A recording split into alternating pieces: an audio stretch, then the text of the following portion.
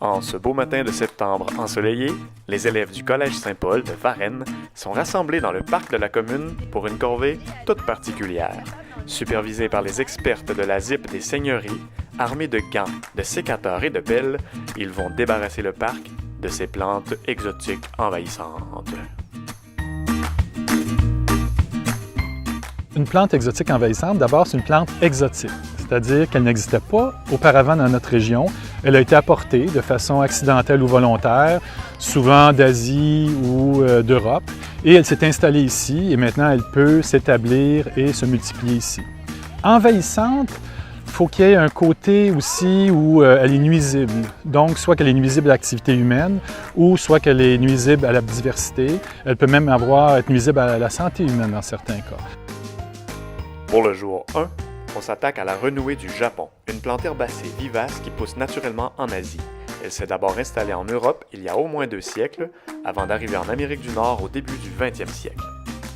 La renouée du Japon, c'est une plante qui, une fois qu'elle s'établit, c'est un arbuste qui devient quand même assez grand, et ensuite il se multiplie grâce à ses racines, à ses rhizomes, et donc il va établir une colonie très dense, si dense en fait qu'elle finit par exclure toutes les autres espèces de plantes autour. C'est une plante qui s'installe dans les fossés, comme ici, aussi sur le bord du fleuve, mais même à des endroits naturels, des ruisseaux forestiers. Et donc, une fois qu'elle s'établit, elle prend la place et elle exclut donc la biodiversité locale. C'est très difficile d'éradiquer la renouée. On le voit, ça demande beaucoup d'efforts. Il y a des moyens chimiques, donc par des herbicides chimiques, et ça prend des fois des épandages répétés.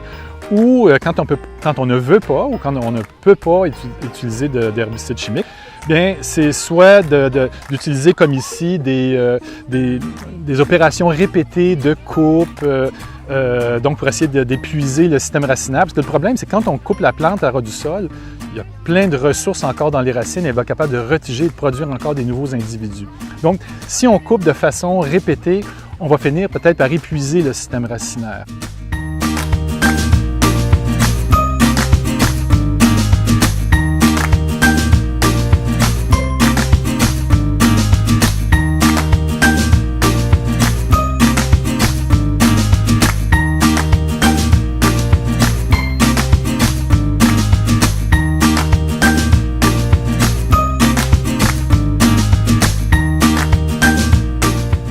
Jour 2, cette fois la cible est le roseau commun, une plante toute en hauteur. C'est une lignée européenne particulièrement coriace qui envahit l'Amérique du Nord depuis 2 siècles. Ça, c'est une grande plante graminée que les gens connaissent et ont vu parce que c'est une plante qui forme des couloirs le long de l'autoroute entre Montréal et Québec. C'est une très belle plante. Ça aussi, c'est une plante qui est très envahissante en milieu humide. Et elle aussi, elle peut former des grands massifs là, denses et qui excluent là, beaucoup les autres espèces. Très difficile à s'en débarrasser aussi.